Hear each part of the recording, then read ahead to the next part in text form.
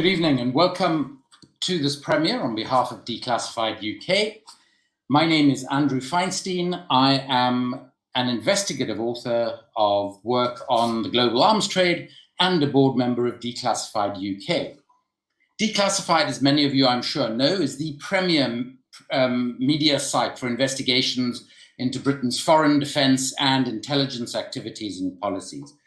It is where you get to read and see the reality of Britain's role in the world, the role that you don't see in the mainstream media. I'd just like to mention at the outset, and you will hear this from me a fair bit tonight, that Declassified is becoming a members-funded and driven organisation. You will regularly see the link to the new crowdfunder, and members will get a whole range of benefits from joining Declassified, ranging from mugs, t-shirts, signed copies of books, and engagement with the amazing Declassified team on their latest breaking stories. Tonight's premiere is of a really important and brilliant film. It showcases the sort of work that Declassified does, and it showcases the sort of information that all Britons should be getting about this country's role globally. Teeny Meeny is based on a book by Phil Miller, who, in my opinion, is the best young investigative journalist working in the UK today. Phil's book, which forms the basis, the foundation of the film, documents how British mercenaries supported by the British government, got away with war crimes. The film was made by Phil, together with Lou McNamara, a great young British filmmaker. The running order for this evening will be as follows. Phil and Lou are going to introduce their film. We'll then watch the film, which runs to just under 54 minutes in length. And thereafter, we hope to have at least half an hour for questions from yourselves and answers from Phil and Lou. I hope you find this evening's premiere thought-provoking, informative, and important. And in thanking Phil and Lou for their work, it gives me great pleasure to ask them to introduce at this premiere, Teeny Meeny. Thanks, Andrew, for that excellent introduction. And thank you everyone for joining this event this evening. Hundreds of you have signed up tonight, so we're hoping there's a big audience. And of course, it's a shame that we're not able to do an event, a screening in a cinema or a physical event due to the pandemic. But hopefully, this evening virtually you'll be able to get the most out of this live stream event, and the film will be available on the Declassified website as well, and on the Yardstick Films Vimeo channel. So if there are any problems accessing the live stream, you can always get it there. And it's taken us 4 years to make this film. So a lot of the filming was done before the pandemic. I think about 95% of it was done before the pandemic. So don't worry if you see us getting quite close and personal with some of the people in the film. Yeah, it's been a really long journey to get here, and we're thankful for Declassified to be streaming it tonight and getting it out to this wonderful audience. I'll hand over to Lou. She can tell you a bit more about some of the stuff that's gone on behind the scenes with the making of the film. Hi, thank you everybody for coming and joining us tonight for the premiere. It's been a really long time making this film, so it's really exciting to finally be able to show it to all of you. Just a little bit of housekeeping. If anybody wants to access the closed captions, our lovely captioner Alan is working hard on them live right now. You can find the link to them just below this video on YouTube in the video caption. You can open that up. I just want to say thank you to all of the people who made this film possible, including Rachel and Angus, who produced it with us, along with many other important people who've been there at different stages of this weird and sometimes scary and wonderful journey. yeah, I hope you enjoy the film.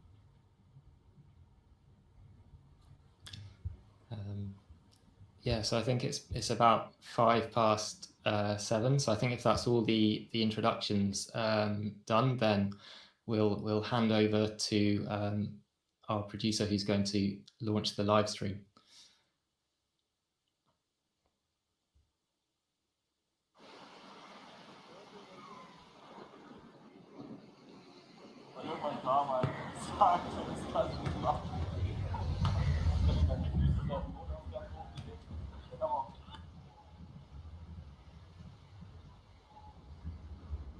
Sri Lanka is a tourist paradise. Thousands of British people come here for holidays and honeymoons. But there is a much darker side to Britain's relationship with Sri Lanka.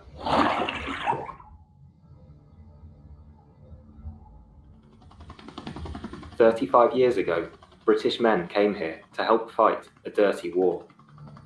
Their story has been covered up for decades, but now it is starting to emerge." Yeah, keeny meanies. It's just a term used by soldiers for people who are very keen and nasty at their job. Keeny meeny services. Keeny meeny means under the counter. Keeny meeny services was terminology they used. Silly, no? Keeny meeny. So, but we knew that they were SAS personnel.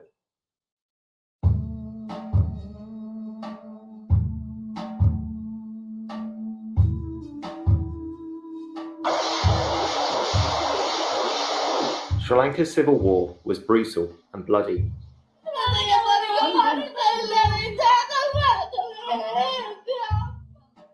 Tens of thousands died, most from the island's Tamil minority. Although they too had armed groups, accused of committing war crimes in their battle for a separate state in the north of Sri Lanka.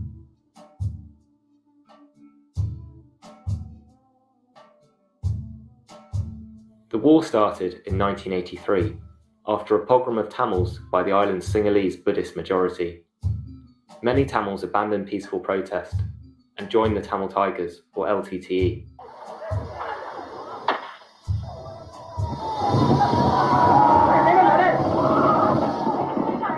In the face of this powerful new guerrilla force, the Sri Lankan government turned to their old colonial masters for help, the British.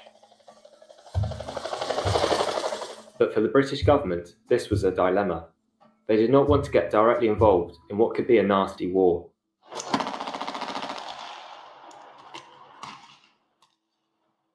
Instead, they allowed British and white South African mercenaries, operating through a shadowy company in London called Keeny Meeny Services, KMS, to act as guns for hire. For the last few years, I've been writing a book about this company, trying to find out as much as I can by digging through declassified files at the National Archives that shed more light on what they did. And now I'm looking to speak to insiders who can tell me more. My research has taken me to Prague, where one of those mercenaries, Robin Horsfall, now lives. I was working as a bodyguard for Mohammed Al Fayed in London and got a bit bored with the job. So I needed something more exciting and volunteered to go and work for a company called KMS. When I was in the Special Air Service, everyone knew about KMS. It was one of the early companies set up to provide military services to foreign governments. As a member of British Special Forces, Horsfall had taken part in the Iranian embassy siege and served in the Falklands and Northern Ireland before going into private security.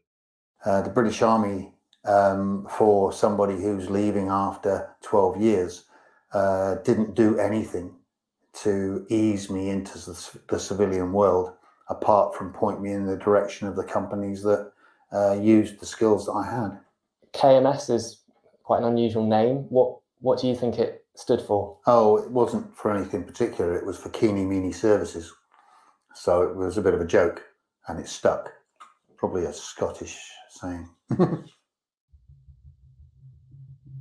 There are only a handful of insiders who are prepared to talk about the British government's secret links to Keeny Meeny Services and the diplomatic intrigue that went on behind the scenes. Lieutenant Colonel Richard Holworthy was a defence advisor at the British High Commission in Sri Lanka. We had a training team from a firm called KMS, Keeny Meeny Services. They were not official government, they were a private firm, mostly, surprise, surprise, from ex-SAS and ex-commando forces. They were much involved in training the Special Task Force, which is a paramilitary wing of the police. They didn't have a particularly good reputation, and they were not too cognizant with the ideas of the rule of law, I don't think.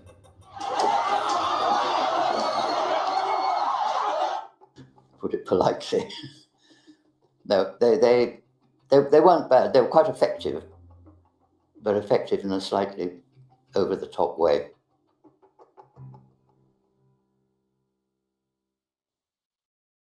I've been put in touch with a Tamil refugee called Veerasamy, who might be able to tell me more about the consequences of Keeny Meany's work in Sri Lanka. Veerasamy was just a child when Keeny Meeny came to Sri Lanka to train the Special Task Force. He now lives in the UK as a refugee. We've changed his name for safety reasons. பிசுக்குட்டி எங்கண்ட பக்கத்து வீட்டுக்காரர். அப்போ அவரை பிடிச்ச SDF சித்திரவதை செய்ததால் அவர் தாங்க முடியாமல் தப்பித்து கொள்றதுக்கு நாணலுக்குள்ளே ஒழித்தவர். பிசுக்குட்டி நாணலுக்குள்ளே போனவர் வரையில், அப்போ அவரை இழுக்கிறதுக்காண்டி காலில் ஹைட்டை கட்டி தம்பிட்டு அவங்க திரும்ப இழுத்து எடுத்து அந்த இடத்துலே அதிலே சுட்டுத்தாங்க அவரை. சுட்டுத்து இதே போல் தான் ஊருக்குள்ளே நிறைய பேர் அவங்க இப்போ நாங்கள் கண்கூட பார்க்குற மாதிரி வெட்டி டயர்ல எல்லாம் போட்டு எரிச்சவை. எஸ்டிஎஃப் கேம்ப்ல இருந்து கருப்பு வரையக்க அப்போ எங்களுக்கு தெரியும் அதில் ஆக்களை இருக்கிறாங்கன்னு சொல்லி. This gruesome method of execution became a hallmark of the Special Task Force, committed against successive generations of anti-government activists in Sri Lanka.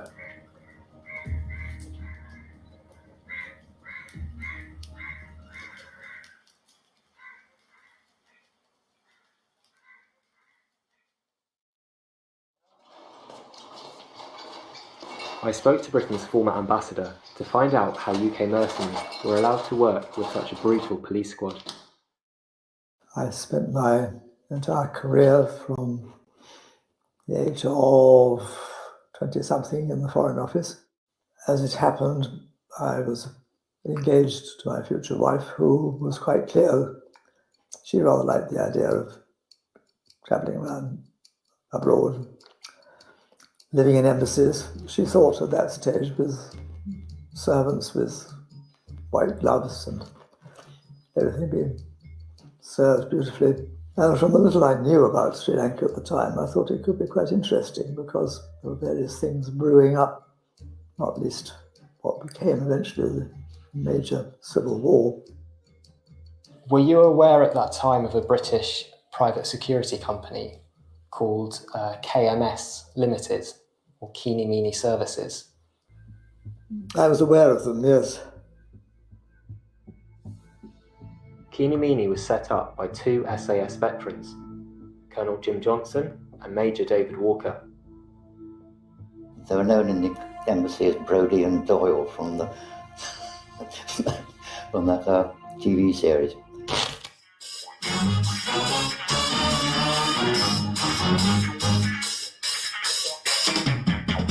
Anarchy, acts of terror, crimes against the public.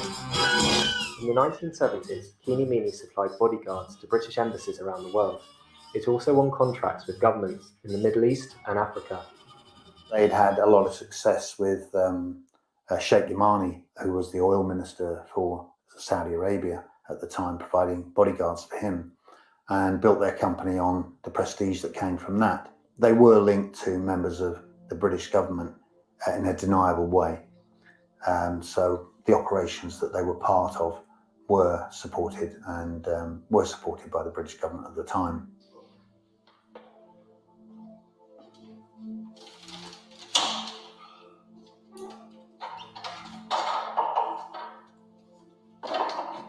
Could you tell us a little bit more about what they were doing in Sri Lanka and who they were as a company, who was running them?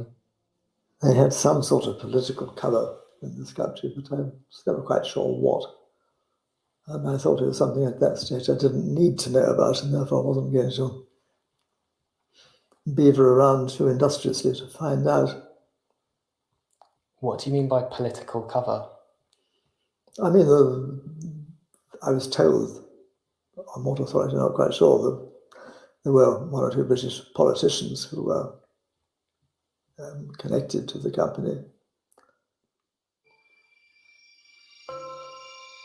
But that's all hearsay. In fact, the KMS chairman, Colonel Jim Johnson, did have important political connections. One of his closest friends was Sir Anthony Royal. He was vice chair of the Conservative Party in the 1980s and a close confidant of Margaret Thatcher. The company's other founder, David Walker, was also extremely well connected. The old boy network of Sandhurst officers and the class system that was very, very prevalent during that period of the late 20th century meant that he was good friends with people who were in the Ministry of Defence, who were in MI6, and who were members of government. Basically, the government did not want to get involved in any actual physical military help. It was a war we didn't want to get involved in, particularly at that stage. And so the vacancy was there for someone else to fill. And quite frankly, it was better that one of our a British team went in to fill it rather than somebody else. As far as the Foreign Office was concerned, they were happy for them to be there, provided they let us know what they were doing. எண்பதாம் ஆண்டு காலப்பகுதியெல்லாம் SDF தமிழாக்கள் நிறைய கொண்டவை. இப்போ அந்த எஸ்டிஎஃப்க்கு இந்த British company பயிற்சி அளித்து இப்போ இதால் இந்த சொந்தக்காரர்கள்லாம் நிறைய சித்தவைகள். இப்போ இதை கேட்க எனக்கு அதிர்ச்சியாக இருக்குது. இப்போ இந்த கம்பெனிக்கு இந்த பிரிட்டிஷ் கவர்மெண்ட்டும் ஒரு ஆதரவாக இருக்குன்னு நினைக்க அதிர்ச்சி அளிக்குது. The true extent of Whitehall's support for Keeny Meeny is being hidden at the UK National Archives, where sensitive files have been redacted. I'm having to take the Foreign Office to court to demand full access. Does that surprise you that files from that era about this topic aren't being made public yet? It does. I can't actually think why that would be. And are you surprised that we found that some members of the Foreign Office's South Asia department from that period, they're now working as in censorship roles, doing sensitivity reviews of the files before they're being made public? Is there perhaps a conflict of interest there? I don't want to sit in judgment on my department and friends. I had no idea. Those people are drawn from any former diplomats who wanted to do the work. I don't think you can read anything into which department they were in before. But Gladstone's old colleagues are not just censoring paperwork from this period. Hundreds of Foreign Office files from the start of the Sri Lankan War have been destroyed altogether. This cover-up posed a major problem for my investigation. I needed to find an expert who could help me dig deeper.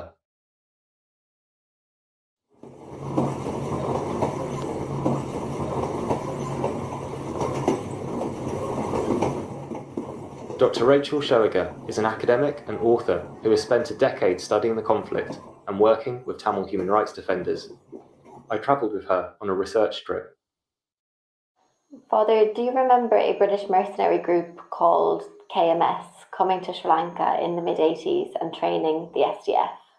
The people always said, these people have come to train the soldiers, the SDF, not for the good of the Tamils.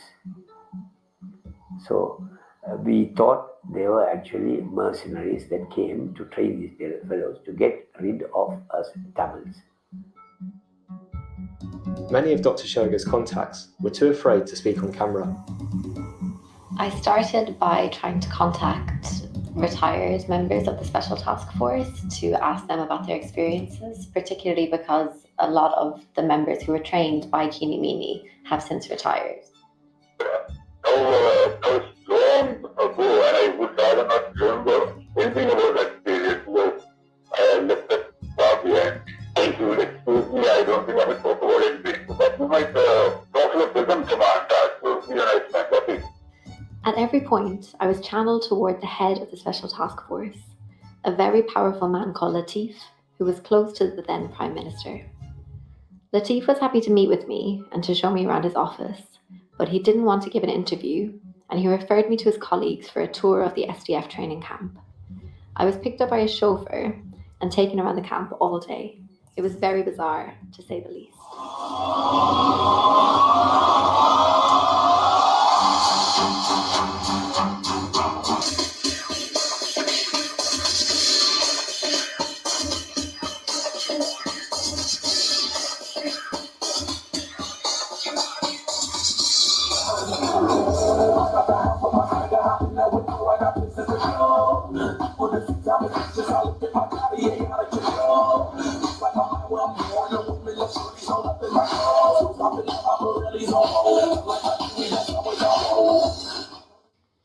The current head of training at the camp was actually trained himself by some of these men who came as mercenaries with Keeny Meeny.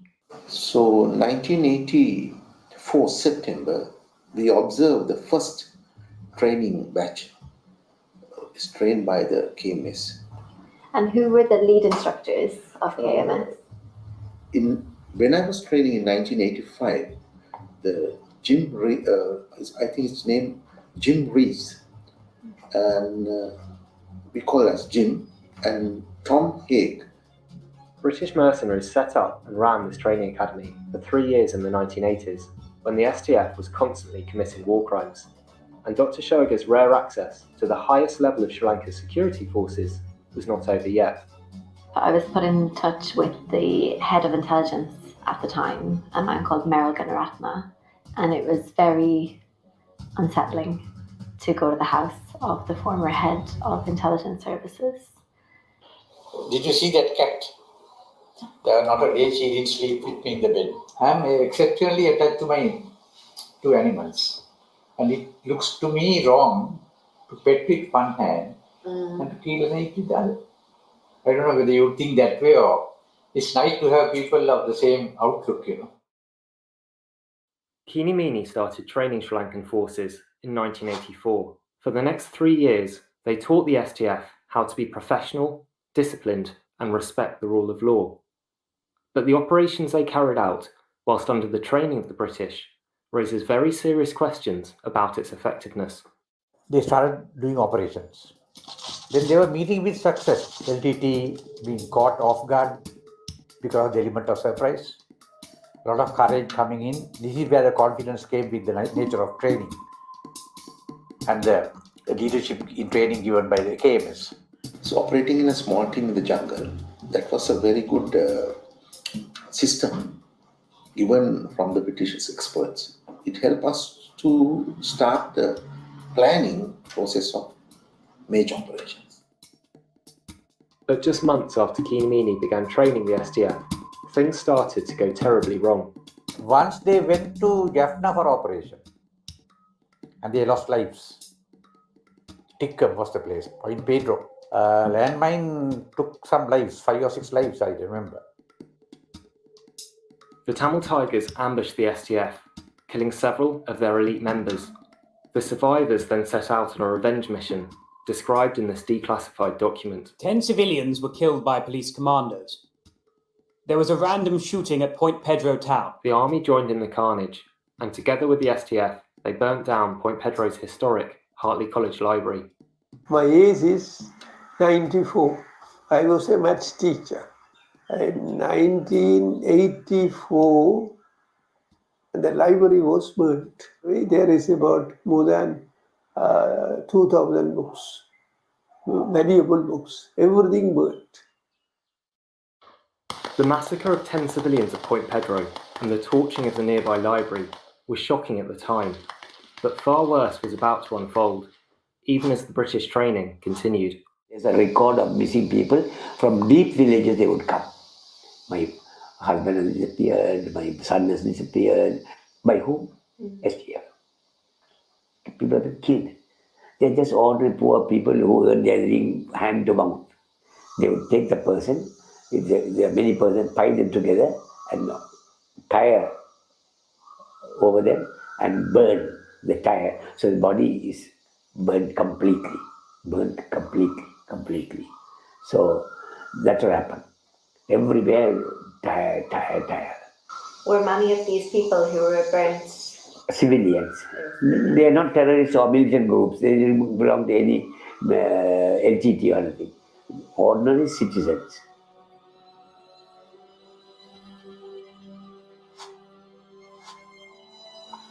SDF இப்போ ஆக்களை பிடிச்சி கொண்டு lineup பண்ணி தலையாட்டியை வைத்து காட்டி கொடுத்தோ இப்போ அவங்கள அதுக்கு கேம்புல பிடிச்சி கொண்டு சித்திரவதை செய்யணும்.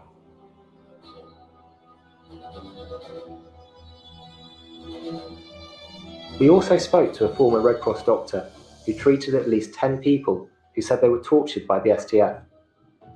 I've seen people's thumbs were tied together and they had been hanged. Another thing was they had been water submarined. Their head was put in the water and taken up. One person was so anxious, he told me his penis was put in a drawer and crushed to get some information.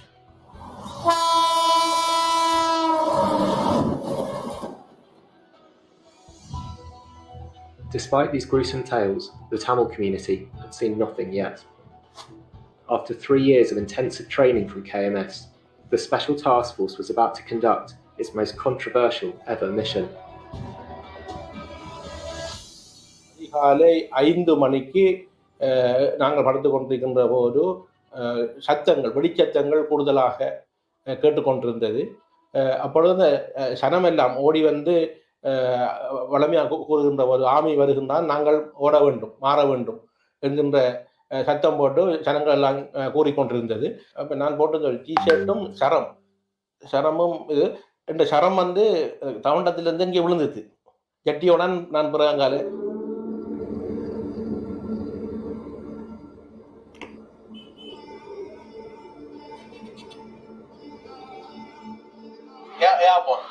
Airports அதில் வந்து ஆர்மியையும் நேவியையும் ஏற்றி வந்து எஸ்டிஎஃபையும் இடத்து இறக்குனாங்க. இந்த ஏரியாவில் ஜனங்கள் வராமல் இருக்கிறதுக்கு ஒரு அங்கான ரவுண்ட் அப் பண்ணி ஜனங்களுக்கு அங்கே பயணிங் கூட கொடுத்து ஜனங்கள்லாம் ஓடி இங்கே வந்து சேர்ந்தாங்க. இந்த பாம்புக்குள்ள வந்தோடனே கொலை செய்து விட்டு இந்த கொடியை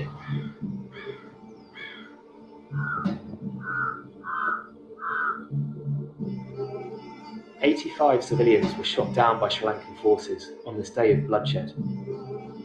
This was 3 years after the massacre in Point Pedro, which involved the killing of 10 civilians.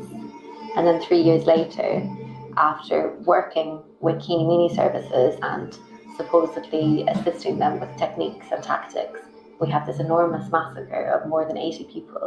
It tells us a lot about the failure of Keeny Meeny services to improve human rights compliance in Sri Lanka. What we saw was an escalation of violence over that time period.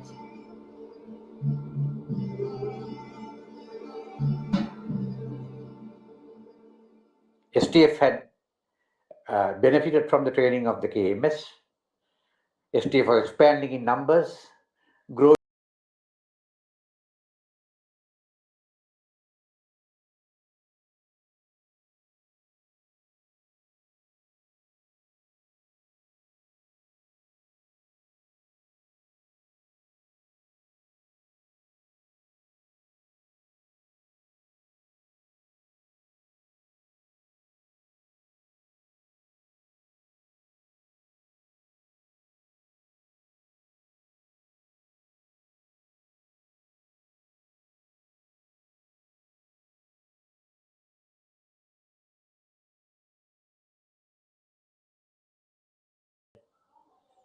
The investment with the KMS was profit worthy.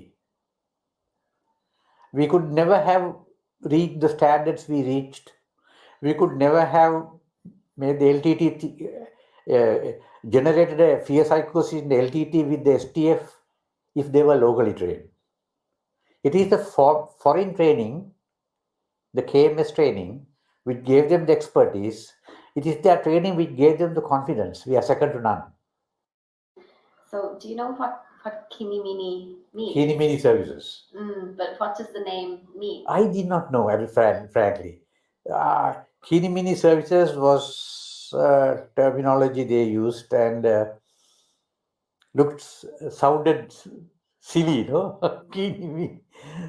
So, but we knew that they were SAS personnel. So how much did British diplomats know about these sinister operations by UK-trained Sri Lankan forces? Alistair McDermott was stationed at the British High Commission in Sri Lanka. Some people say he worked for MI6. He wrote this document. The security forces, and in particular the Special Task Force, continue to be accused of random attacks on innocent civilians, of attempting to conceal the evidence of such attacks by secret burial of bodies, and of mass arrests and roundups.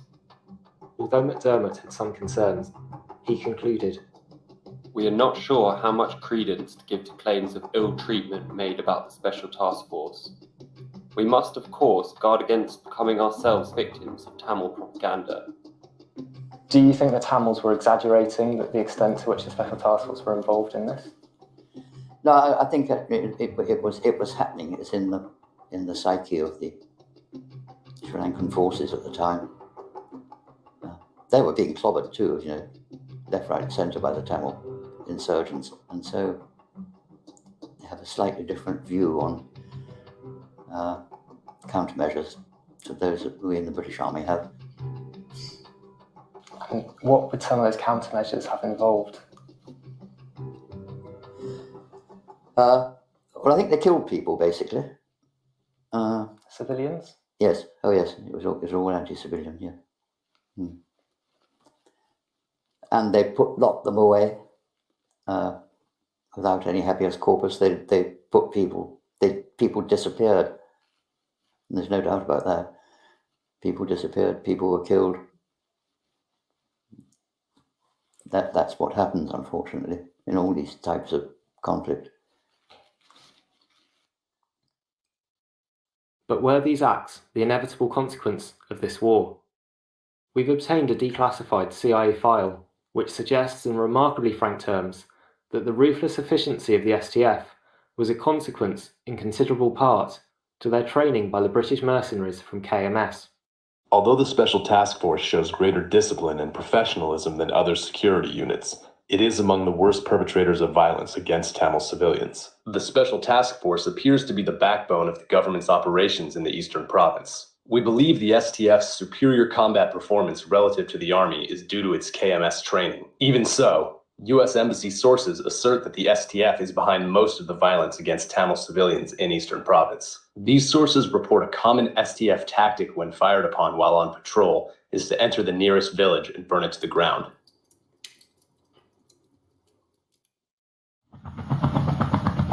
British mercenaries did not just train Sri Lankan forces. The company, Kinimini, also supplied British, Rhodesian and South African pilots to fly helicopter gunships, and this air power turned the war in favour of the Sri Lankan forces, giving them a decisive advantage, but with terrible consequences for Tamil civilians.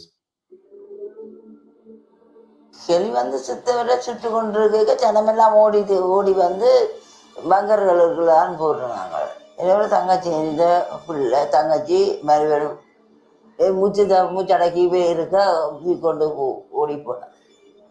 பங்கருக்குள்ள வச்சிருந்து தூக்கினாப்புல அப்படியே மூச்சு தனது அப்படியே தூச்சு நேரம் வீட்டுக்கு வேலையும் போனது போட்டுட்டு போயிடுவாங்க. அப்படி நடந்தது. வருதுன்னா ஓடி ஓடி ஓடி ஓடி ஒழிக்கிறது ரோட்டுக்கு விதையிடாது கண்ணை நினைச்சிடுவாங்க. So 7, I think, when I left Brits, flying for them, always with dark helmets, gloves, so you couldn't see they were white. I think at that stage, they were a great help. I got back to Colombo for a weekend, and a South African helicopter pilot was explaining one of his experiences, and he told me that he'd been responding to a vehicle ambush where a Sinhalese vehicle, a Sri Lankan vehicle, had been blown up by a roadman. and he flew over it to give it air cover in a Huey Bell helicopter. As he flew over the area, his door gunner opened up and shot every man, woman, child and animal that he could get his eyes on. And in response to that, he flew the helicopter much higher to prevent me from doing that.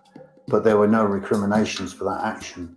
It was considered to be perfectly acceptable by those people that were in charge of that group. One of the Keenimini pilots, Tim Smith, wrote a book about his time in Sri Lanka. In 5 months, I've been personally involved in the death of 152 tigers. Well, to be totally accurate, at 152 I've given up counting. Smith was traumatised by what he saw in Sri Lanka and went on a month's leave in England, but he decided to go back for another 6-month tour. The mundane daily grind went on. A patrol somehow managed to get the tigers pinned down in a schoolhouse. We pitched in with the gunship. Yes, I was flying the gunship. Somehow the dividing line between morality and necessity had grown dim. I called for the weapon system to be armed and the pod gun selected. Rolling into the attack dive, I switched the weapon sight on. The red aiming circle framed the school buildings. I hope there were no kids in there. I pressed the trigger. The pod gun thundered into life. Bloody good shooting.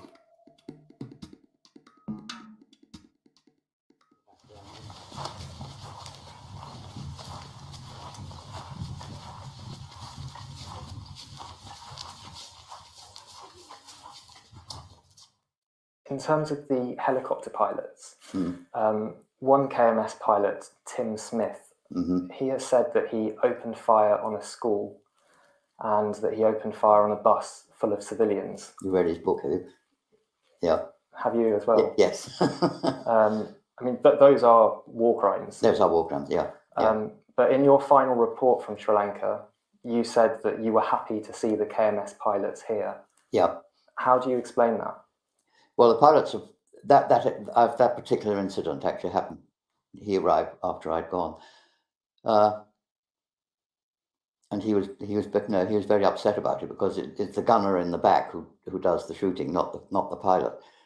I mean, the case with the opening fire on the school, that was in December 1986, so that was when you were there. Yeah. And Tim Smith was flying a gunship and pulled the trigger. That I haven't heard about, to tell you the truth, or I hadn't remembered it anyhow. Yeah.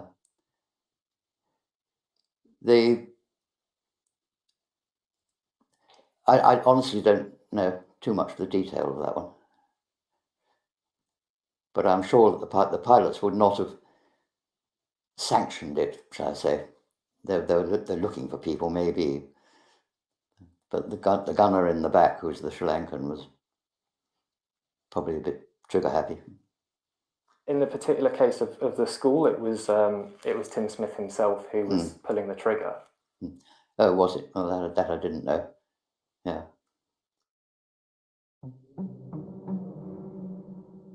According to Lieutenant Colonel Holworthy, the KMS pilots had another unorthodox tactic. Initially, actually, they're talking about bombing from helicopters. I thought it was completely impossible.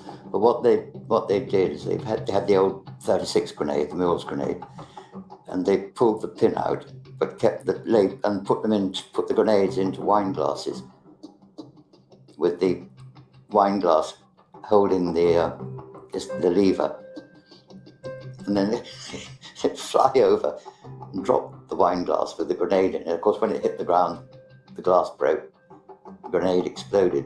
And I know this was happening because when I went to Trincomalee one day, had lunch there, and there were no wine glasses at all. The whole bloody lot had been dropped on the Tamils with grenades inside them.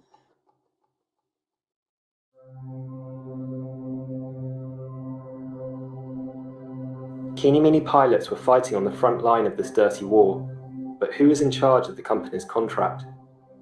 It was run by an ex-SAS guy whose pseudonym was Ken White, and he was an ex-SAS lieutenant colonel. This is a photo of the man who was known as Ken White when he was fighting with the British Army. Later, he ran intelligence operations in Aden, Yemen. where enemy prisoners were allegedly tortured. Like so many British officers who learnt their trade fighting insurgencies in the dying days of empire, he ended up in Northern Ireland in charge of an SAS squadron. There, he was linked to the death of an IRA prisoner, putting him on an IRA hit list.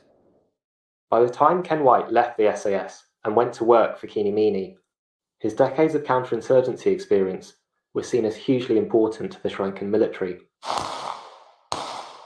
Once again, the line between training and operational command was blurred. I knew him as White, Ken White. He was very good. Very good. He was a very professional guy, a tough guy. This declassified British government telegram indicates that White was acting effectively as Director of Military Operations for the Sri Lankan High Command. In other words, this document would suggest Ken White was at the heart of the war's operational command structure. Ken White's real name is Brian Beatty, and he lives in a sleepy English village. I've sent him several letters asking for an interview and giving him a chance to respond to all the allegations in this film. He never replied. So I went to Beatty's house to see if he would talk to me there.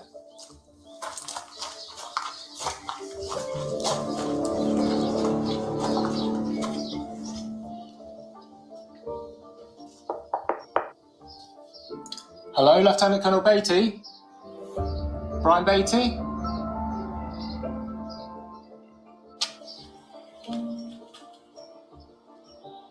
Front door's open, but nobody's coming to the door.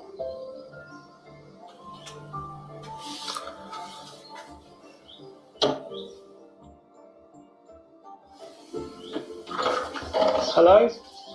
Yes, you can bugger off. Are you Lieutenant Colonel Beatty? You can bugger off. Are you Brian Beatty, sir? You can bugger off. Can I ask you some questions about your time with KMS in Sri Lanka? No. Serious allegations, Bugger sir. off. You're on my land. Get out. I listened to you, sir, as a journalist. You're being linked to war crimes in Sri Lanka, sir. Do you have any comments about these allegations, sir? Were you the most senior KMS man in Sri Lanka? Do you accept any personal responsibility for war crimes that were committed in Sri Lanka, sir?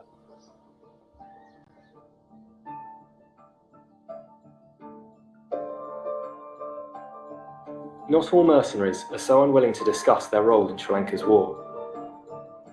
Robin Horsfall did not fly helicopters or command operations, but he became increasingly concerned about what the British firm Keane Meany Services was getting involved with.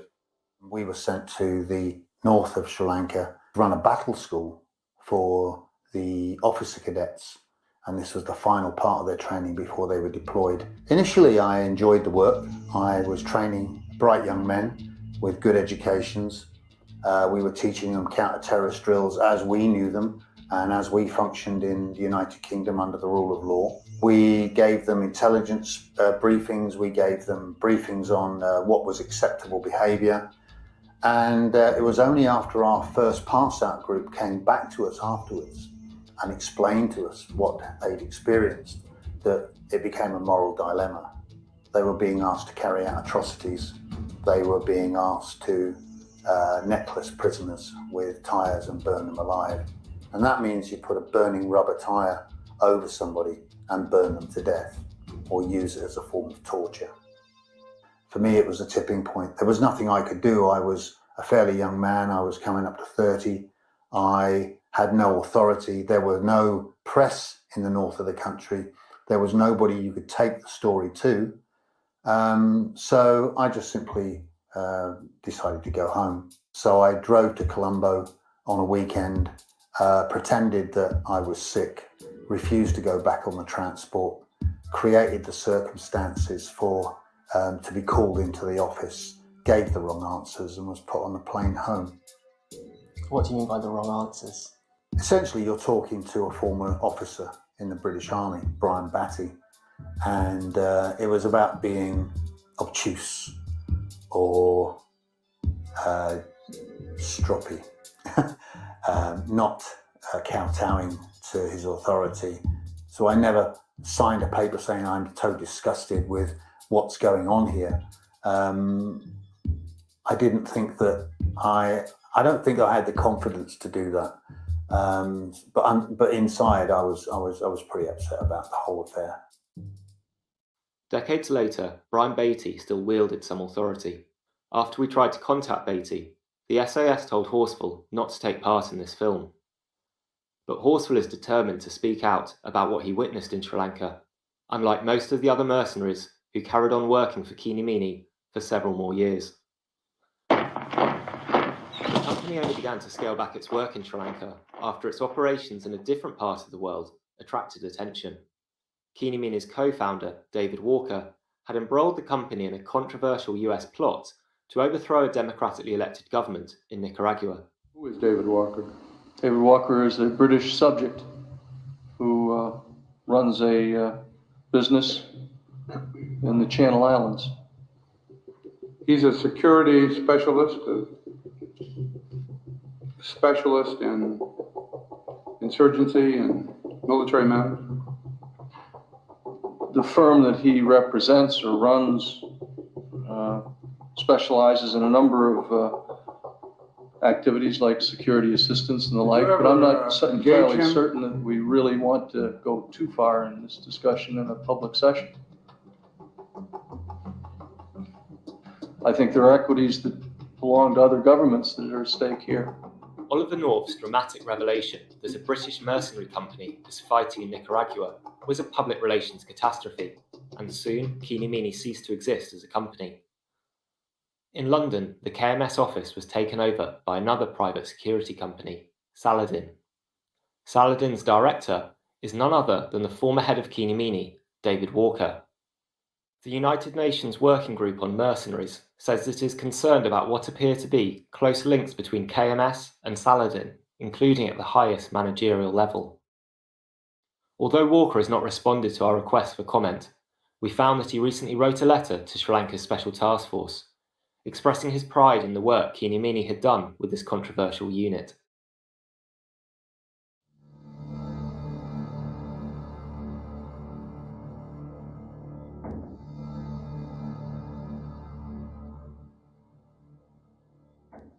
Sri Lanka's civil war finally ended in 2009, with the total annihilation of the Tamil Tigers. But the Special Task Force shows no sign of ceasing its activities.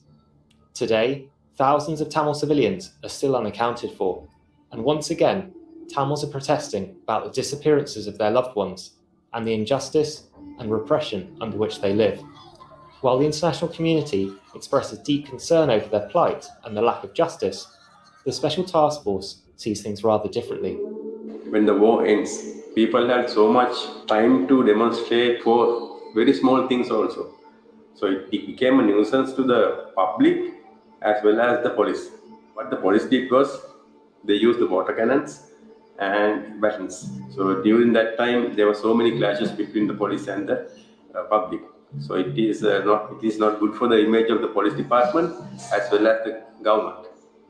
So the government wanted some kind of a training for the police department. That's why we went to Scotland.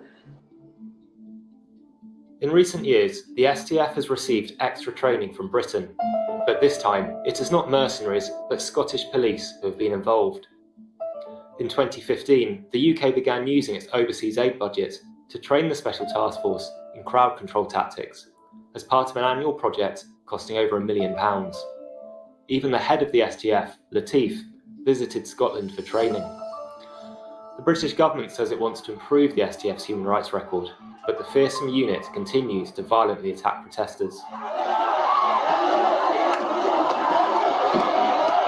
This footage shows the STF bludgeoning Sri Lankan medical students in 2017, 2 years into the Scottish training scheme.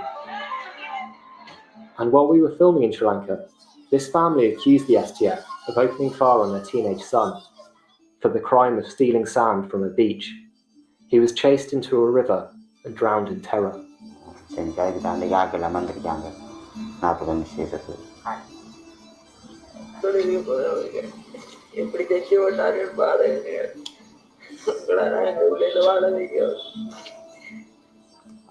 அந்த மகனுக்கு 17 வயது, மதுஜன் பேர், சதாரன் மகன் மதுஜன். இப்போ நாங்கள் இந்த மானுக்கு ஒரு பிரச்சனையும் இந்த ஸ்டெப் சுடாமல் இருந்திருந்தா இந்த பிரச்சனையும் தெரியாது. பொடியன் ஓடிக்க மாட்டான், ஆற்றுல வந்து பாஞ்சிக்க மாட்டான். அது எஸ்டிஎஃப் கூட இல்லை காப்பாற்றுறது. The allegations do not end here. A dozen Scottish police officers were training in Sri Lanka in 2018 during some of the country's worst violence against its Muslim community, in which the STF is accused of helping Buddhist mobs to burn down mosques and assault Muslim leaders. Even a Sri Lankan government minister spoke out about the special task force. මයිද මුස්ලිම් ගමල හැමෝම සෝදන තමයි හිටියේ. නමුත් එයා කිව්වේ මේ STF එකේ විල්ලා ඒ කටේ පෙන්නෝ පළහරලා ඊට පස්සේ අවස්ථාව ලබා දුන්නා කියලා මේ කලකරණ්ඩ වෙලා ගහලා යනවා. දැන් සමහර ප්‍රදේශ මට කිව්වා පොලිසිය කියලා තිබුණා උඹලාට පැක් දෙන්න ගහලා ඵලයක්. ඒ ගහලා ගියා. ඒ වගේ ෆැමිලි තියෙනවා.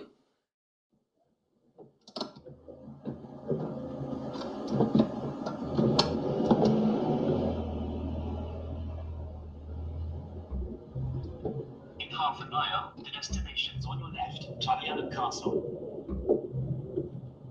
The Scottish police refused to be interviewed for this film.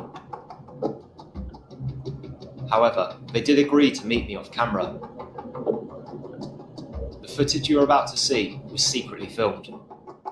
I've arrived at Tulliallan Castle in Fife, which is home to the Scottish Police College, and it's where they've been training Sri Lankan police officers, and find out as much as I can about it today.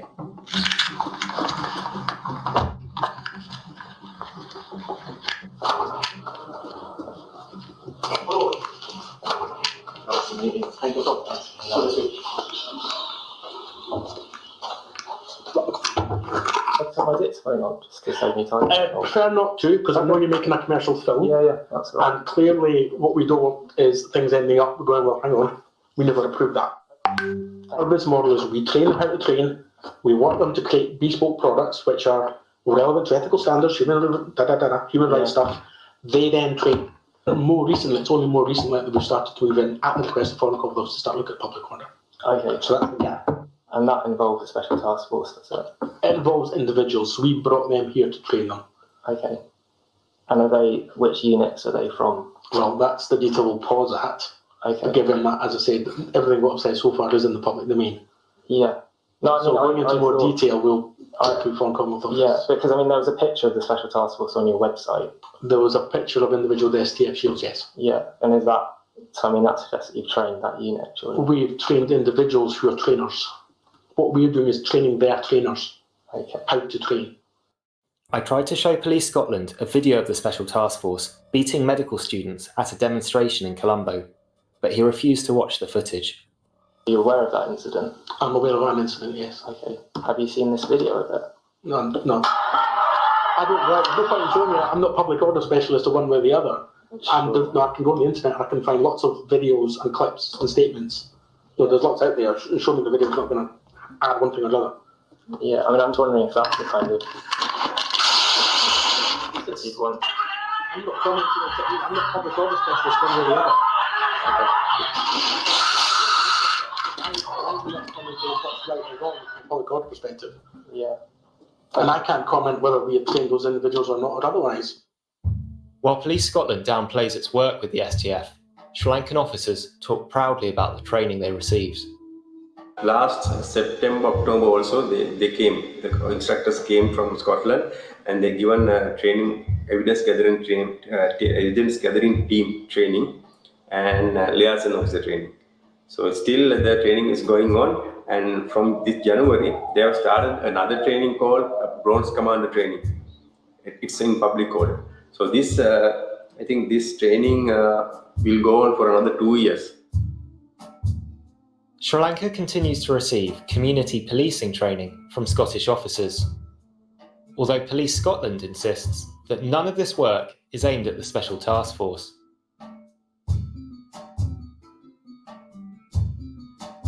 Meanwhile, in London, the Metropolitan Police is taking a very different approach.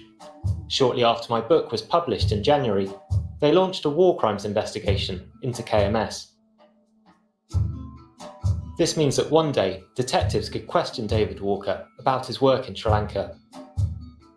He is still a director of Saladin and was last photographed in public when he signed a deal in Kenya in 2019. I emailed Saladin to ask David Walker about the police investigation, but he never replied. So I went to Saladin's current office in Kensington to see if I could speak to him there.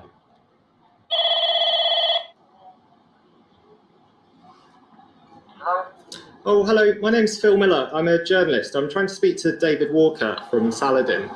Is he there? Is he available?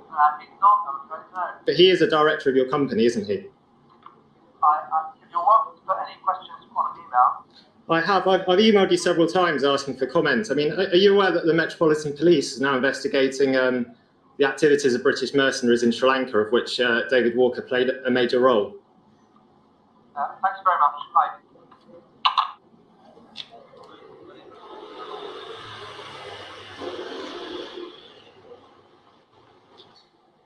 I mean, we've tried so many times to contact David Walker, and he just has no interest in speaking to us. Yeah, I think we've given him every opportunity. The person I spoke to through the doorbell, through the intercom, just told me to email in any questions that I had for David Walker, which I've already done.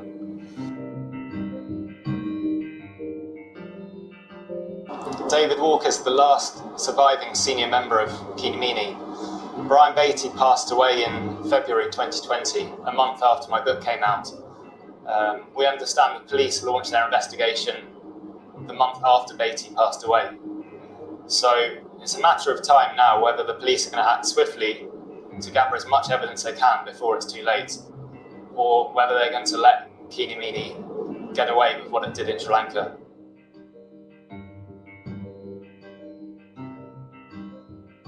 இப்போ என்ன போல நிறைய தமிழாக்கள் எஸ்டிஎஃப்பால் பாதிக்கப்பட்டிருக்கணும். அவைகளுக்கும் இந்த அரசாங்கம் உதவி செய்யுமாறு கேட்டுக்கொள்கிறேன். I left because I wasn't happy with the role that I was being asked to fulfill. There were a lot of undercurrents that were immoral. They were wrong. It doesn't matter if somebody legitimizes the government or recognizes the government. It doesn't make them right. There's been a terrible genocide that's taken place in Sri Lanka, and now the Tamils are a very tiny minority and a frightened minority that still exists in the country under fear. And I'm frightened that eventually there are going to be no Tamils in Sri Lanka at all. அரசாங்கம் இப்படி தமிழனை அழிக்க சொல்லித்தான் இப்போ இலங்கை ராணுவத்துக்கு பயிற்சி கொடுத்துருக்குறாங்க. அவங்க பிரித்தானிய அரசாங்கம் வந்து இங்கே நேரடியாக பார்க்கணும். ஒவ்வொரு தமிழ் மக்களையும் கூப்பிட்டு உங்களுக்கு என்ன நடந்தது இதுவரையில விசாரிக்கையும் பார்க்கையும்.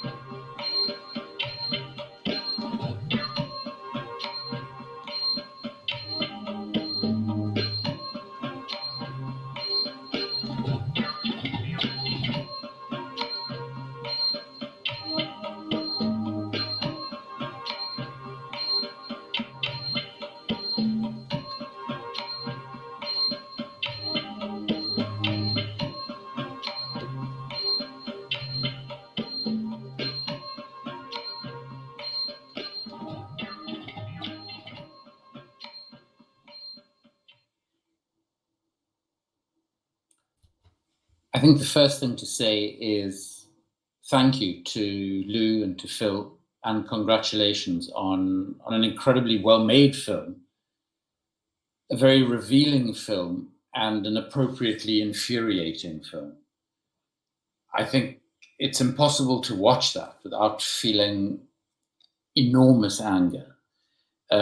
So as the questions are coming in, would either or both of you just like to make any initial comments about the process of making the film, about what you wanted to achieve with the film, and now that it's premiered, where you go from here with the film?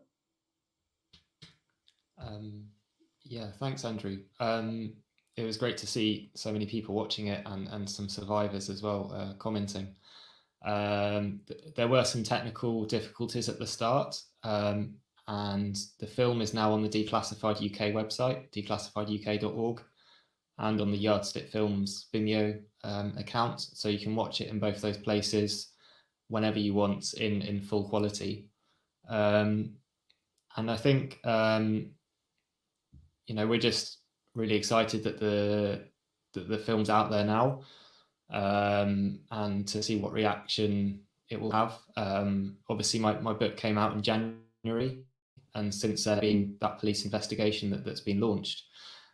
So we think this will probably add to the pressure and raise more awareness as well. And I think if people, I saw some people in the comments there, some Tamil people saying that they were attacked by the Bell helicopters in the 1980s. So we know that the Bell helicopters were being flown by the KMS pilots between July 1985 and October 1987, during the start of the Indian peacekeeping force period. So if you were shot at by the Bell helicopters during that period, please get in touch with me. My email is phil@declassifieduk.org. I'd be interested to know more about your experience of those incidents.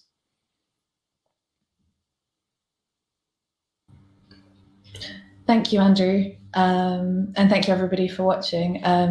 Yeah, in terms of what this film means to me, I think it's, I was as ignorant about this as I'm sure a lot of our British viewers are in 2016. And when Phil came and told me about Scottish police doing this so-called community policing in Sri Lanka, and we started kind of getting deeper and deeper into this story together. All of this was something that I, as a British citizen, didn't.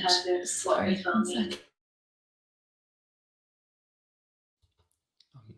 Sorry, just a little technical moment. It's something really, really important for people who are citizens of a country to understand how their government is involved in activities like this. And we're getting more technical feedback. That's what I wanted to do with it. I wanted people who were in the position I was in 2016 to understand and be able to hold our government accountable for the lack of oversight in allowing mercenary companies to do this, and also maybe in kind of murkier or shadowier terms, the plausible deniability around it, that is the reasons maybe mercenary companies do this, and how members of our governments and civil service are involved in these war crimes. I think that's a key question that's come up in a lot of the comments and in a lot of the questions. The question of accountability. We've seen from some survivors, from some victims in the comments who actually experienced some of these events. And a repeated question is, do we need an independent international investigation? Us into Kumar on YouTube. Brian Henry on YouTube asks, how is the state accountable for war crimes? And, Phil, I've obviously read a lot of your work on Yemen. We are doing a book and film on the Yemen conflict at the moment. We're seeing a replaying of British complicity and or involvement in violations of international law, human rights violations, and war crimes. So to you, Phil, how do you think we go about trying to engender some form of accountability? And Lou, as a filmmaker, can films play a role in this? Yeah, so there was a real effort in the 70s and 80s by countries in the global south who'd been on the receiving end of mercenary operations to try and get some kind of international ban at the UN level on mercenaries. And that was very strongly resisted by the British Foreign Office. They schemed about how they could kill this proposed legislation, and they never signed up to it. And instead, they've tried to promote this voluntary self-regulation among private security companies, and basically to have the most laissez-faire approach possible, to allow these companies to boom in the UK and then be used for deniable foreign policies as and when it suits them. And Kini Mini is just one example of that. I think what we see now in Yemen is with BAE Systems, the arms company, they're very careful that their personnel aren't right on the front line, but they'll do kind of everything up to that, you know, in terms of making sure the weapons are available to be loaded, the constant engineering support they give to the Saudi Air Force to keep their planes in the sky. So we've been engaging with there's a UN working group on mercenaries, which many people might not have heard of before. They've been very interested in our investigation, and they wrote allegation letters to the Foreign Office and to David Walker. And there's also this police investigation, which I'm aware of at least 3 organisations who've submitted complaints to the Met Police for that investigation now. So there are efforts going on. I think the issue, though, is to hold the British state accountable, because they had this deliberate strategy of plausible deniability. And they've even told the Tamil community, you know, this is very tragic what happened, but it's a matter for the police. Kini Mini was a private company. So that's what they're saying in public. And yet in private, we know they still have files about Kini Mini that they haven't given me access to. And I'm having to take them to court, to an information tribunal, to try and get those documents disclosed. And they're fighting tooth and nail to stop us seeing those documents. And, you know, given the documents we've already seen are pretty damning, the fact that they still have more documents that they aren't giving to us, I think is quite sinister. And I think a lot of people will be surprised as well to see what the Scottish police are doing, given that in Scotland there's a very strong independence movement of their own. People think that the SNP have a more progressive stance on international relations. And yet whenever I've raised the Scottish police training with the Scottish authorities, they're very quick to defend it. And they do have a devolved power over their police. You know, they could stop the Scottish police engaging with the Sri Lankan police if they wanted to. So I'd be interested to see if there are people in Scotland who, after watching this film, start to raise that with the Scottish Parliament, and more pressure is put on there. Yeah, I think I've answered a few questions there. Lou, do you want to jump in? Lou, in answering the question about whether you think film can play a role in engendering some form of accountability, there are a couple of other questions that I'm going to add to that, if I may, just about the production itself. The obvious one, and I think this links to the accountability question, such a well-made film, says Anne-Catherine Michaels, why wasn't it picked up by television? Why are we not seeing this film and these sorts of films on our TV screens in the United Kingdom? And then there's a related question, were the interviews filmed in a single sitting?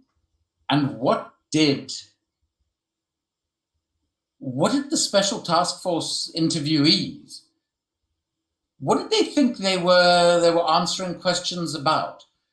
What did they think, you know, because some of them sort of with the laughs and the, it's almost as though they thought this was congratulatory in some way.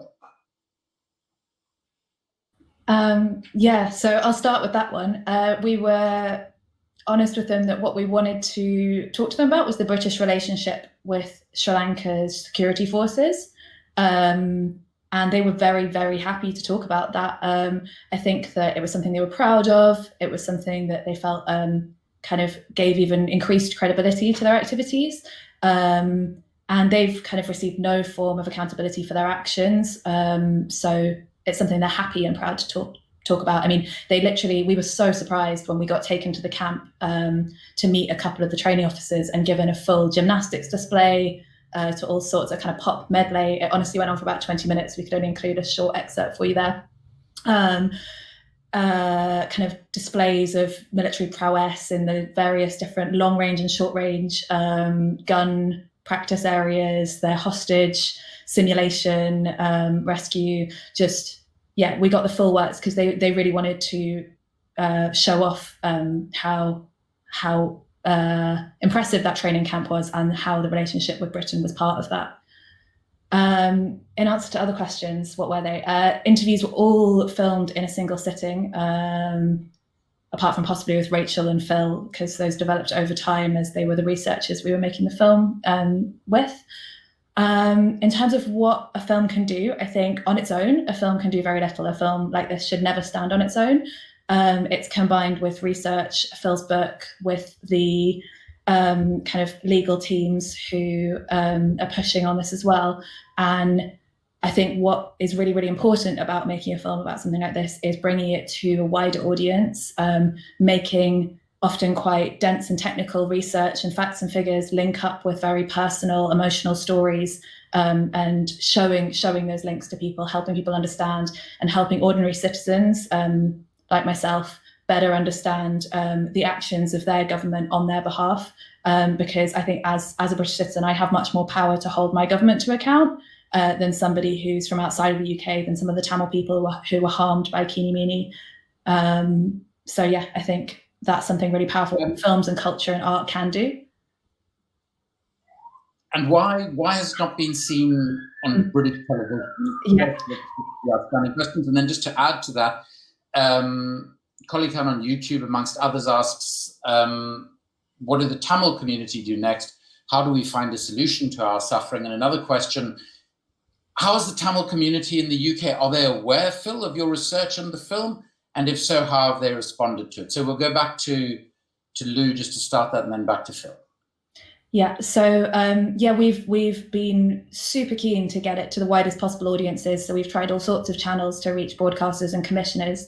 It's been a real learning journey. This is my first longer documentary project, and it was something that we got rebuffed by many different kind of gatekeepers of these institutions for often quite similar reasons. They felt it was too complex, and that audiences wouldn't relate or understand it, or it was too negative, it wasn't pro-British enough. I found it really, really disappointing to get more of an insight into how the commissioners and cultural gatekeepers of Britain's various broadcasters perceive their own audiences, and their lack of faith in their audiences to understand and appreciate a film like this. Yeah, I mean, we did try, all the routes we could to get it on British television. But I think, as you know, Andrew, with your film, with the Shadow World film, once you get into the issue of arms companies and mercenaries, in which Britain is one of the major players in the world, there's a real reluctance for British television to show that angle. And that's become worse, I think, in recent times. There was a kind of golden age of investigative journalism in the 70s and the 80s with programs like World in Action that did used to do these kind of hard-hitting shows. But that whole genre is really gone. The kind of journalists who were doing that work, there are very few of them around now. So, we faced a real battle to get the film out, and that's partly why it took us so long. But obviously, it has a huge importance for the Tamil community. And in the UK, there's the Tamil Information Centre, who have been, they made the complaint to the UN Working Group on Mercenaries. So they're pushing this issue to try and get justice and accountability.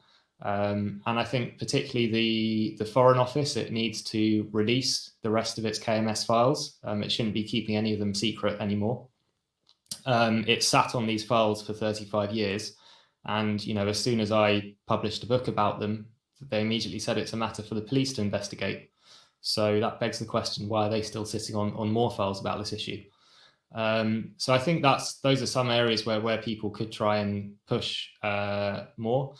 To try and get answers and some kind of accountability for what's happened. Just to add to that very briefly, on the Shadow World film, which was about the global arms trade and included a lot in Britain's role in it, the British public broadcaster suggested to us that they were very keen to co-produce the film, but that they recommended we removed BAE Systems from the film, which at that time was the most corrupt company on the planet. And the words of the senior representative I spoke to at the BBC were, I'm sure you can find a French company that's far more corrupt, and just put them in. And I think this is a very real problem of the media, both broadcast and print, not just in the United Kingdom, but globally at the moment. And I think the UK is a special example of it. And it's a good opportunity, just to reiterate, the Declassified UK, which provides exceptional investigative journalism on the role of Britain in the world, what the British government is doing both domestically and internationally in terms of foreign policy, defense policy, intelligence policy. It is becoming a member-funded and supported organization. Please do consider supporting it. Amongst other things, it will give you access to Phil's book, which is available through Declassified, and also to engagement with Phil and other members of the team. You see a copy of the book there. Brilliant book that I would highly recommend. A whole range of questions, a lot of them going back to the issue of accountability. Some people, Phil, are asking for your email address, if that's okay to circulate. It's pointed out that the chair of the BBC Trust, Sir Roger Carr, used to be the head of BAE Systems, which is exactly true.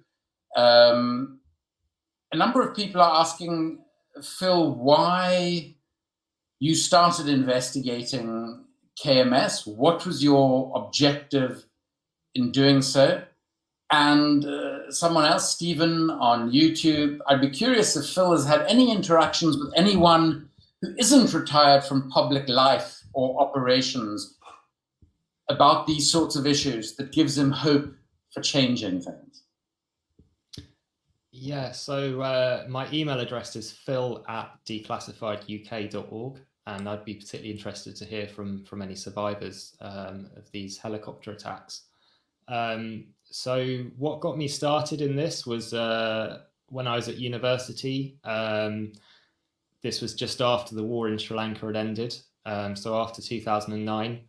And there was a refugee support group at my university, and we noticed that a lot of Tamils were being deported on specially chartered flights to Sri Lanka. And the Home Office was arguing now the war is over, it was safe to send people back. The Tamil community in the UK is around 200,000 strong, for people who don't know.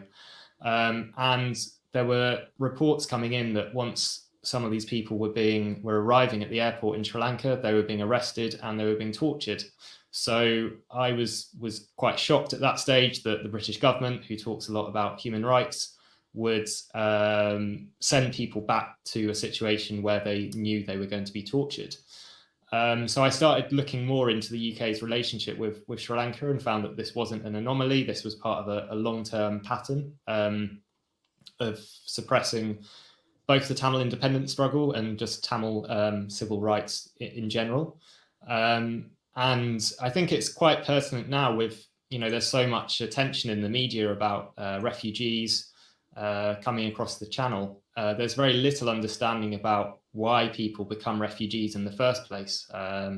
Figures came out this week that showed the UK remains the world's second biggest exporter of weaponry for the 10th year in a row, ahead of Russia and France.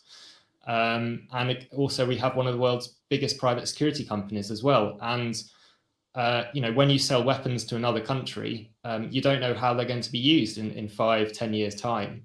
Particularly if it's a repressive regime, there's probably a high chance that it's going to be used in a way that could create more refugees. And what we saw in Sri Lanka was, when they sent the KMS helicopter pilots in 1985, there was actually a ceasefire being negotiated at that time. And the arrival of the helicopter pilots gave the Sri Lankan military the confidence to push ahead with military operations and escalate the conflict dramatically.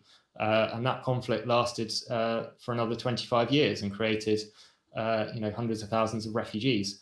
So I think this issue is really at the crux of so many other problems that we see, but we think of them in single issues. And we need to start understanding foreign policy much more deeply, much more comprehensively, and how things we do today in terms of selling weapons, allowing mercenaries to go and fight in other wars, will have serious long-term consequences and blowback.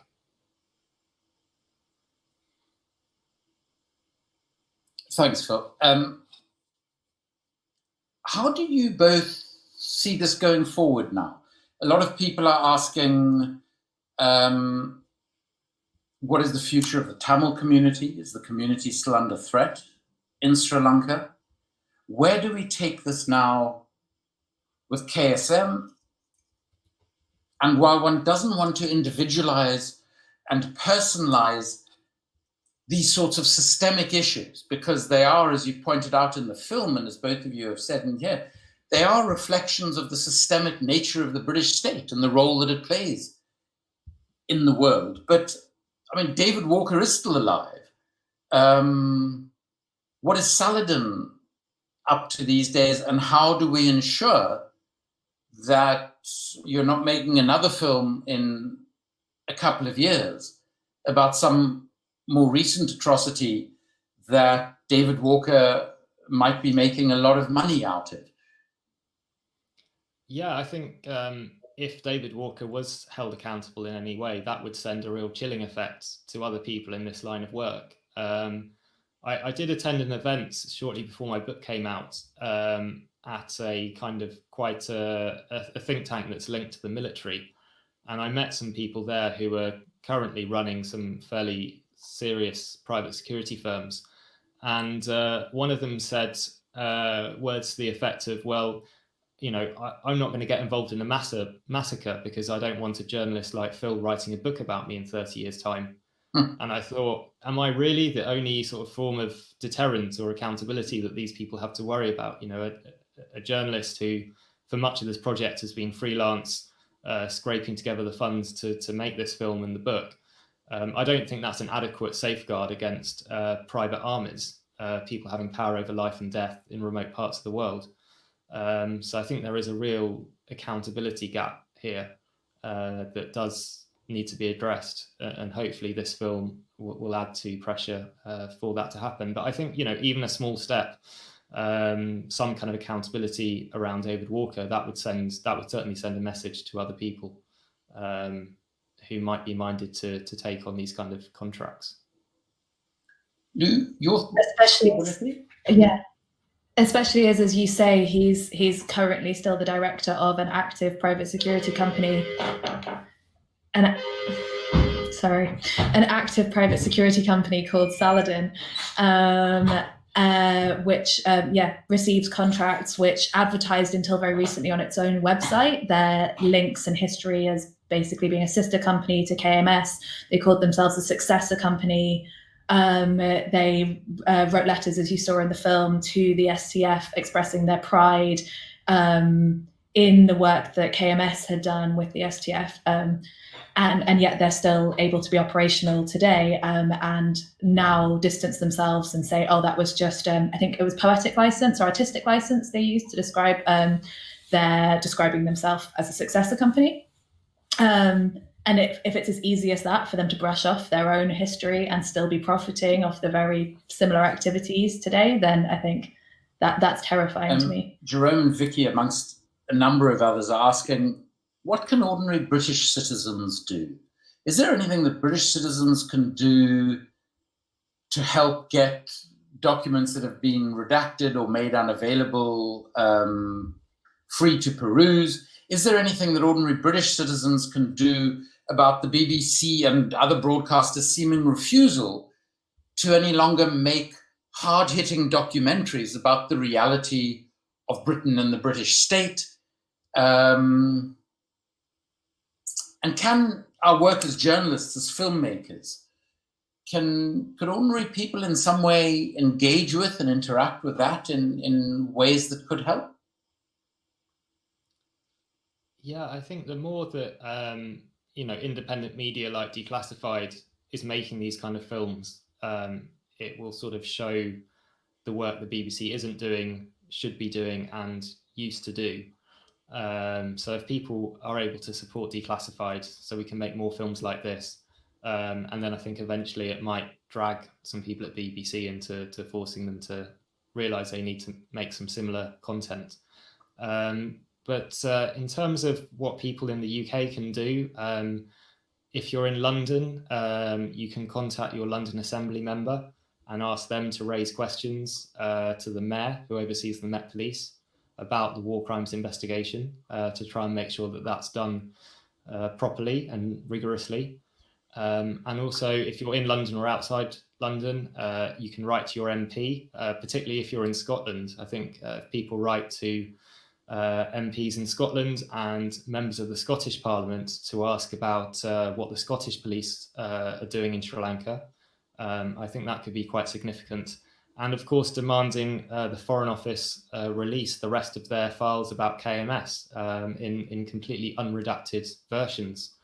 So again, if you write to your MPs about that and try and get them to ask questions in Parliament, then I think the pressure will start to build. Lou, ordinary people, the one thing that obviously occurs to me is promote films like yours to friends, family, etc., etc. That would be great. Please do share the Vimeo link. This will also be up with the Q&A. If you'd like the full quality film, it's on Vimeo, and there's a link to that in the caption below. So yeah, share that on with people you know. And then more structurally and in the longer term, we really do need a new media landscape where the kind of institutions are feeling pressure and claiming to open up. It's often in very limited ways, where I work in the camera department more generally on all sorts of different productions, and we note a lot, because there's only 8% women and 3% people of colour in the camera department still, that where representation is talked about, it's always at the lowest levels. Any product kind of diversity funding will have really limited funding and never very much.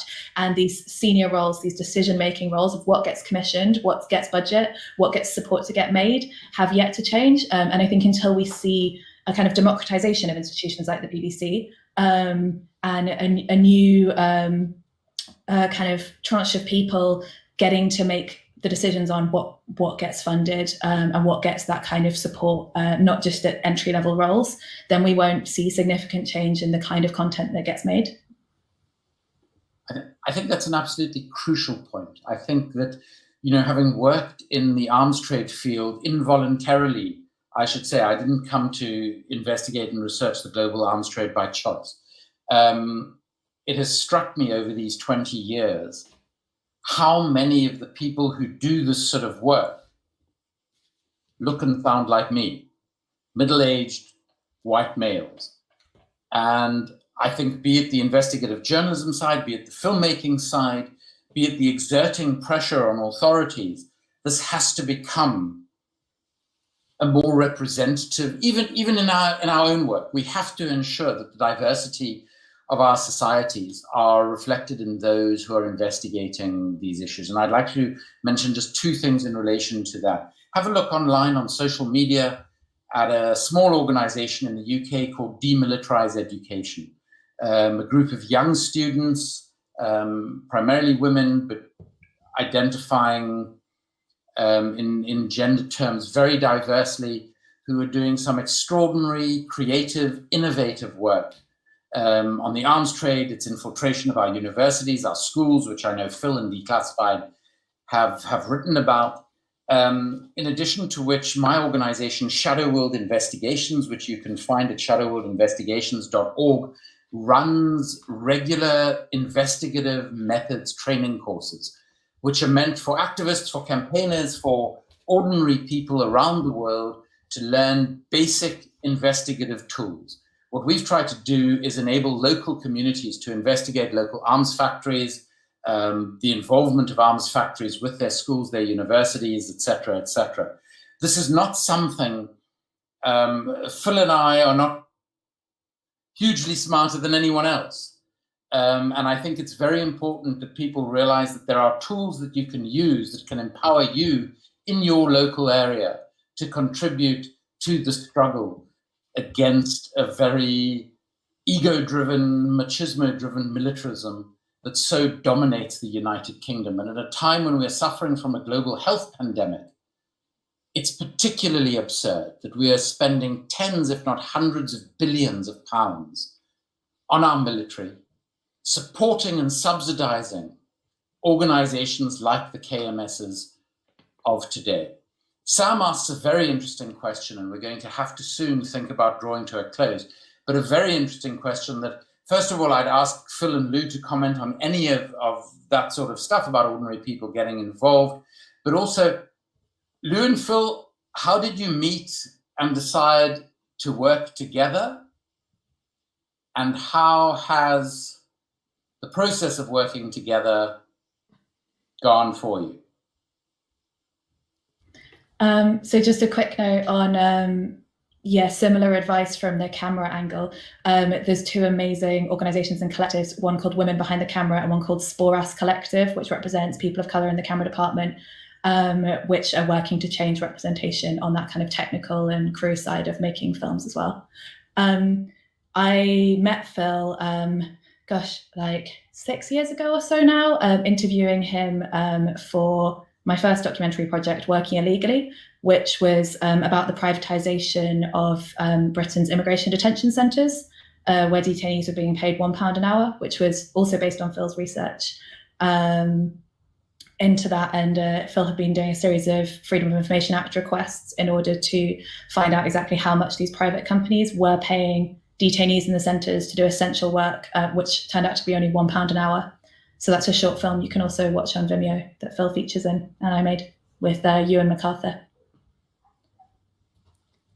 Yeah, so Lou mentioned there the Freedom of Information requests. So that was one way that I was able to get files about KMS disclosed from the Foreign Office.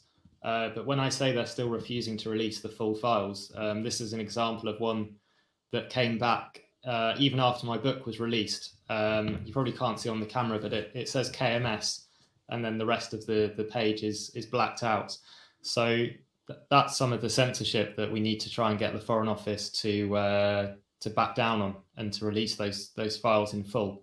And also, just in terms of making this film more accessible, we are working on getting it translated into Tamil and also into Sinhalese. And it's important to note that the Special Task Force, who you saw in the film, after they really cracked down on the Tamils in the east of Sri Lanka in the 1980s, they then turned their attention to the Sinhalese community in the south during the second JVP uprising. So this is an issue that's important for all communities in Sri Lanka. More recently as well, the Muslim community have been on the receiving end of the Special Task Force. So we are trying to get the film translated into Tamil and Sinhalese as well. So hopefully it'll be available soon. There is a question that always comes up in conversations like this about your own personal security in making the film and doing the research, and that applies to both of you. And I would like you to answer that, but with the caveat that we should never forget that those of us who are the storytellers, if you will,